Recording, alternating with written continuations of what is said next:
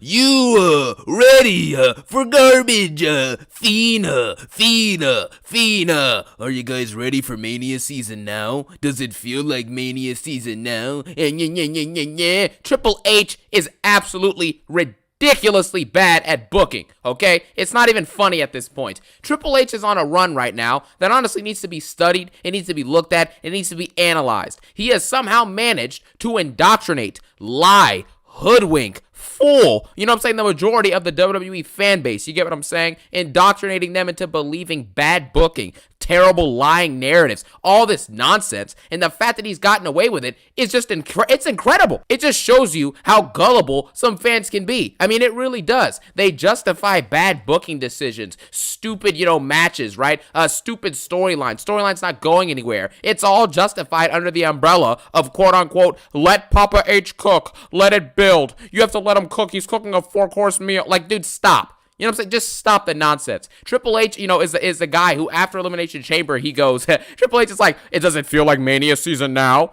Come on, man. John Cena turns heel now. It's, does it feel like Mania season now? Well, does it feel like Mania season now? No, it doesn't. Mania right now feels like a B-level or a C-level PLE. It's like a 2-night crown jewel. That's all Wrestlemania is right now. And Triple H is the type of guy where at this point, he's a front runner. You get me? He's the guy on the basketball team that'll shoot like 20 bad shots a game, and then the 1 or 2 that fall and happen to go in, this dude goes like, yeah, you see that? You know what I'm saying? You see me? And then just ignores the 18 awful shots that he took. That's what Triple H is doing. And the fact that he's doing it, even more on a daily basis, on a weekly basis, I should say, is it just ridiculous at this point. And the first thing we have to discuss of how he's indoctrinated and brainwashed the fans is with the long-term storytelling, okay? Last year in WrestleMania 40, we had the excuses, right? Triple H was like, you know what? Man, we're going to do some long gaming, some long-term booking, some long-term storytelling. And The Rock is like, yeah, we're the long gamers, you know what I'm saying? I'm the long gamer. I'm going to figure this out. I'm like, dude, come on.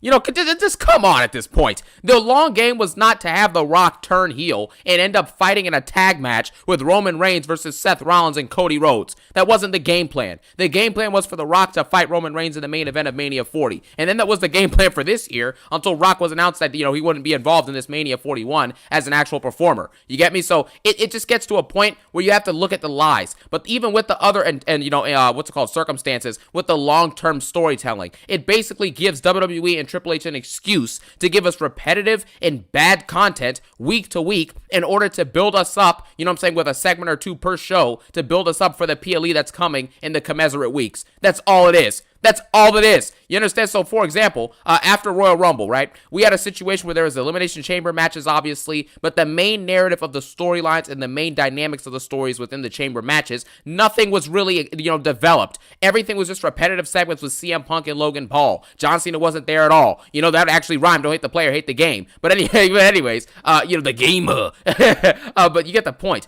There's nothing really happening on these shows. You get a bunch of repetitive garbage matches like Ludwig versus Pete Dunne, DIY versus Motor City Machine Guns, Motor City Machine Guns and Pretty Deadly versus DIY. It's the same combination of jobbers. Lyra Valkyria versus Dakota Kai 2 or 3 times, her versus Ivy Nile 2 or 3 times. Nothing is expanding. Nothing is developing. Cody Rhodes comes out in his suit. You know what I'm saying? I respect you. I love you guys, you lovely people of Scotland. I need it. Like, come on. Just stop this stuff. This is ridiculous. Every single week, nothing happens. Your champions come out in suits. Cody Rhodes and Gunther are always in suits every time you see them. They're in a suit, or Gunther's in a short sleeve shirt with some khakis on and some loafers trying to fight against Jimmy Uso or Jey Uso. That's all it is. It's egregious. You get me? I don't understand how we're in this point where Triple H is giving us this bad content week to week, and people are just accepting it. They're just accepting it because maybe occasionally at a PLE you get a good payoff moment, a good time, a good segment, or a great match, or a great heel turn or something like that, but it still doesn't, it defeats the purpose. Why would I waste 6 weeks of television on garbage just to get one good moment at a PLE that gets no follow-up? We'll talk about that a little bit later, but it's ridiculous. It's the same thing with this WrestleMania build. Why do you think that this Mania 41 build, despite having the same exact roster as last year, plus Cena and plus Punk being involved in this Mania season, and somehow this Mania season is a lot worse than it was last year? Why do you think that is? It's all on Triple H's booking, at least for most of it. That's just what it is. You can't have the same roster of talent and get even more. You get Punk fighting as an actual performer here, and you get Cena as an actual performer and someone to build the Mania, and you somehow still fail with this Mania season because Triple H's booking is not good. It's the same repetitive stuff week after week after week for one or two good moments at a PLE, and then there's no payoff from those moments, like I mentioned, which again, we will discuss in a little bit. The Mania brawls are the same thing for all of these different matches and feuds for this Mania season. Roman Reigns randomly has a beef with CM Punk. There's no reason for it, right? Roman Reigns is in the Royal Rumble. Everyone in the Royal Rumble, their goal is to eliminate people, get them over the top rope, and get a title championship match for themselves. So if CM Punk eliminates you from the Royal Rumble, and you were just shaking CM Punk's hand at Survivor Series a few months before the Rumble, now all of a sudden you hate CM Punk because he did his job of eliminating you in the Rumble? It makes no sense. And then we're forced into a random brawl segment where Roman Reigns just gets hit with a microphone, and then him, Seth, and Punk start brawling for nothing. For nothing. And now you're going to have a face versus face triple threat match for air. For literal air. And we're still hearing about, the favor. Trust me, it's a long-term build-up, but for months, we've probably already know what the favor is. It's going to be something where Punk can main event Mania, or potentially win a title, or Heyman's going to turn on Punk and get with Roman. Or he might turn on Roman, and get with Punk. Or he might turn on Roman and get with Rollins. But there will be some type of favor that's involved, and it won't even live up to the build-up and the hype and the payoff for what it actually was. You get me? The Mania brawls with Jay and Gunther. Every single week, there's no reason why Jay and Gunther should be relegated to doing the same brawl segment every single week. It's unbelievable. Are they not wrestlers? Like, what? Are they not entertainers? Can they not go on the mic and do anything? Is there no creative segments they can do? It's all just brawls and beatdowns? That's all you got? Shout out to Jimmy Uso for that legendary slap on Gunther on Raw, but come on. It gets to a point where it just gets ridiculous. Charlotte Flair and Tiffany Stratton, they brawl for multiple weeks, and then you follow that up with an interview? Why would you have the interview come after all these different brawls? Why would you have the same Mania brawl, technique for every single feud? The Roman Punk and Rollins feud is a bunch of brawl segments so far. There's not really much happening on the mic, at least as of now. They're going to do the contract signing on Friday. We know that's going to be a bunch of words for 5 minutes, and then it'll turn into another brawl. And then you're going to have Charlotte and Tiffany. They're doing their brawl segment. Okay, Jay and Gunther have done multiple brawl segments. You're going to have the same thing. Io, Rhea, and Bianca have been doing multiple brawl segments over the weeks. It's the same thing across all the feuds. Penta and Braun Breaker, back-to-back weeks. Raw ends in a random brawl, and someone stands tall. What is this? It's the same stuff. And I'm supposed to believe that this is long-term booking? No, it's long-term garbage. That's what it is. It's the same thing every week, the same storytelling, the same matches in the same segments for nothing. And the same dialogue promos as well. Rhea Ripley has been saying, I'm going to take back my title, I never lost, yeah. She's been saying that for months at this point, for nearly a year. Drew McIntyre's been coming out and complaining every single week for like a year now. First it was Seth Rollins, you're spreading yourself too thin. And then it was CM Punk, I can't stop thinking about Punk. And now it's Damian Priest, I will destroy you at Mania. You're spreading yourself too thin. What? Cody Rhodes has been saying, I respect you, I love you, I need you. He's been saying this for a year now as champion. It's the same stuff. Nothing is being developed. Nothing is being expanded. Nothing is being improved upon. That's why you get things like bad promos and mediocre, lackluster interview segments and lackluster builds and lackluster moments where Cena turns heel, for example, and the payoff is just atrocious. And we're going to talk about the payoff right next. But before we talk about that, we have to talk about the other thing with the forced feuds and the forced heel turns. You know what I mean? John Cena turns heel and apparently allegedly sells his soul to The Rock. He's siding with The Rock. But then all of a sudden, The Rock hasn't been mentioned in weeks. He hasn't been mentioned since Elimination Chamber. So what was the point of this heel turn? Does John Cena even know why he turned heel?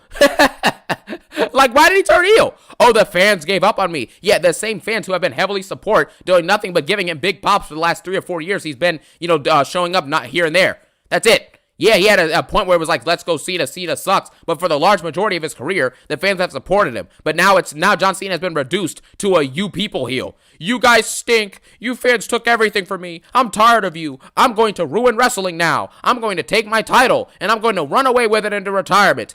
What? What happened to The Rock? What involvement does he have? Let me guess, is he going to show up on next week's Raw in London and everyone's going to call it cinema and peak? Because that's what fans are conditioned to do, is just call it cinema or peak now. Everything is cinema. Cinema. Garbage. How about that? You know, it's just ridiculous at this point. And then, you know, obviously with the forced feuds, we mentioned this with Roman, Punk, and Rollins. Roman and Punk have no beef, but because Rollins doesn't like Punk, it doesn't like Roman, we now are forced into a random triple threat for nothing. An air match. That's all it is. That's all it is. It's just air matches. Forced feuds left and right. Rhea Ripley forced into a random triple threat for the world title that she's probably not going to win at WrestleMania. That's all it is. A bunch of forced nonsense. Penta and Braun Breaker are probably going to get intertwined now with the Judgment Day for Mania. No Sheamus, no Ludwig. The guys who have been carrying the mid-card actually wrestling more than Braun Breaker and everything like that, who has the belt, and they're getting nothing for Mania now. This is all forced garbage. It makes zero sense. The heel turns make zero sense. It's just ridiculous at this point. And now we talk about the long-term build in the moments with zero follow-up. For example, Cody Rhodes' championship reign. For a year and a half or 2 years, they have him built to this narrative of I need to finish my story. I need to take back the belt and win the belt that my father never could hold. Cody Rhodes finally does it after 2 years. We're promised a fighting champion, right? A resilient champion. A champion that's there every single week wrestling or at least doing something, contributing something massive to the show every week. Similar to what Roman did when he was full-time. And even when he was part-time, he would contribute something to the show more times, way more times than he didn't. And we're promised that on the back of Cody Rhodes, we're going to get this big boom period continuing in these sold-out shows, in these incredible storylines and all this stuff, and instead, we got nothing. That's what we got. We got nothing. We got Cody Rhodes versus AJ Styles in a mediocre feud that was heavily underwhelming and just straight bad at certain points. We got a one-off feud with garbage Logan Paul. That was a garbage feud. Logan Paul's actually pretty talented. I like Logan Paul as a wrestler. But the fact is that this dude was in a garbage feud with Cody Rhodes. Cody Rhodes then has a bad feud with Solo Sikoa, all done in service to aid Roman Reigns' return when it happened at the end of at SummerSlam. That's it. Then Cody Rhodes proceeds to feud with Kevin Owens for like 4 months in a bunch of meaningless matches that we knew KO was not going to win any of these matches. Therefore, there was no intrigue, no drama, and there was maybe 1 or 2 good promos between these two in a 4-month span. It's ridiculous. It is embarrassing. You build up to these great moments. Cody finishes the story. Yay. Amazing night 2 of Mania 40. Yay. And then it's garbage right afterwards. You can't even keep the momentum for more than 1 month. Come on. The New Day. One of the best heel turn segments I've ever seen from WWE. A great heel turn. You know, one that was very interesting. It was a little bit shocking. It was very, very off-putting. You know what I'm saying? It was great for the New Day. They needed that. They needed some type of resurgence in their careers. And they got it. You know, they turned on Big E. They got it. And what have they done since? What have they done? Feud with Dragon Lee? Fight Rey Mysterio 5 times? Fight the LWO 5 times and lose half of them? That's the best that you can do for the New Day? It's just, come on. You know, just come on. It's so just sad what's happening to these storylines and these wrestlers. But we're supposed to be told to believe that this is great storytelling. It's long-term booking, but the booking has no payoff. Solo Sikoa has a heel run all year just to get jobbed out to Roman Reigns on Raw and Netflix, and then proceeds to to nearly get pinned by Braun Strowman if it wasn't for Tama Tonga interference on SmackDown. And now he looks like a little bro to Jacob Fatu. This is sad. John Cena's heel turn. Amazing moment, yeah, in itself, a good shock factor moment done for a cheap pop to reignite any sort of hype in the Mania 41 season because it needed it. But then that heel turn happens. Cena doesn't show up for 2 or 3 weeks, finally shows up and offers nothing on the mic. Really, he offers nothing. People are complaining about this recent promo segment between him and Cody because nothing's happening. He's not talking to Cody at all. He's saying nothing to Cody or about Cody. It's just, I hate the fans, I hate the fans, I hate the fans. That's it. What are we supposed to do with this? Another great moment with awful payoff and awful after effects. CM Punk. For a year now, we've been talking about him main eventing Mania, winning World Championship gold. Obviously, part of it got delayed because of the injury, but since he's been back, what has he accomplished? Yeah, he's been good on the mic. He's had a couple solid matches, but he hasn't realized his full potential because now Mania season is around us again, and he's going to be doing a meaningless triple threat match, wrestling for air.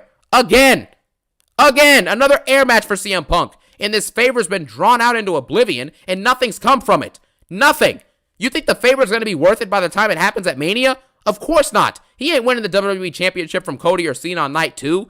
He ain't winning nothing from Jey Uso for the world title. He ain't doing that. CM Punk's that favor is going to be irrelevant. Just trust me on that. It will be, most likely, it will be irrelevant. And then you also have other stuff like Roman Reigns' OTC arc, which has largely been garbage. He comes back. Oh, yeah, the OTC, we're going to build this up 5 months to win the Ulafala. So you spend 5 months to win the Ulafala off of a jobber like Solo Sikoa, and now you're wrestling a no-name, nobody match with Seth Rollins and CM Punk for air.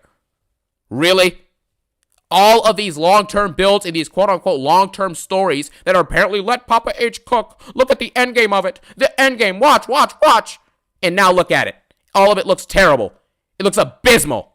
So, I'm done. I've had absolutely enough with this long-term booking. And the fact that fans are sitting back and fans now have to justify this garbage. They have to sit here and make excuses for themselves. Oh, well, this is fine because John Cena's doing this because this absolutely makes sense. He turned heel and said the fans aren't going to get anything that they deserve. But every single fan in every specific country and every specific city gets a brand new John Cena merch shirt. You know, but the fans don't deserve anything from me. If they didn't deserve anything, John Cena would come out there in a plain black t-shirt and a plain black hat and plain black pants and some shoes.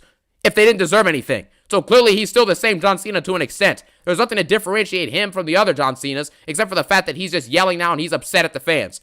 Other than that, it's the same person. And obviously, lastly, to speak about the lies to the public, you know, the public WWE fans are believing these lies that WWE is the best it's ever been. WWE is the best it's ever doing. You know, say the business is booming, yada, yada, yada. I think one of the reports, I think, for this year was that WWE, for the first time in a little while, had reported like a loss, you know what I'm saying, on their update on their like investments or how much money they were making, their profits or whatever. They had a profit decrease over the last quarter, last 2 quarters or whatever it was. So clearly things aren't doing what they used to do. They haven't been talking about, oh, we sold out this place. We sold out that place. We had the largest gate this. We sold this out. This is our 50th sale of the year. None of that. They were doing all that last year, and now they're not doing it at all. Why do you think that is? You know, just think about it for a second. But that fans have already been indoctrinated into believing lies. Oh, yeah, guys, WWE is the best it's ever been. This roster is the best it's ever been. No, it's not. Go back and look at any roster from the 2000s, any of that stuff. You had like 10 to 15 Hall of Famers walking around the roster. Now you look at the roster. Who in the last 5 years has come along and will actually enter the Hall of Fame? Be real with yourself. Huh? Gunther? Is Gunther going to the Hall of Fame? Huh? I mean, I guess so because he's an IC champ for 600 days. But that, even then, I mean, is he really a Hall of Fame level talent? Is Cody Rhodes a Hall of Fame level talent? Huh? Is LA Knight a Hall of Fame level talent? He has talent to be in the Hall of Fame, but he's too late now. He's had 2 U.S. title reigns and however many years he's been in the industry, decades now, and that's a Hall of Famer? Even though I like LA Knight? Come on. It's over. Stop lying to the fans, and the fans need to stop believing it. But until they stop believing it, we're going to continue to get garbage and BS narratives thrown in our faces, and the fans are going to continue to eat it up and eat up the bad content that they're being fed. So with that being said, that rhymed again, don't hate the player, hate the game. You dig? Thank you guys so much for watching. I appreciate you. I respect you. I love you. You know what I'm saying? But yeah, thank you guys so much for watching. Have a phenomenal day. Peace out and one love.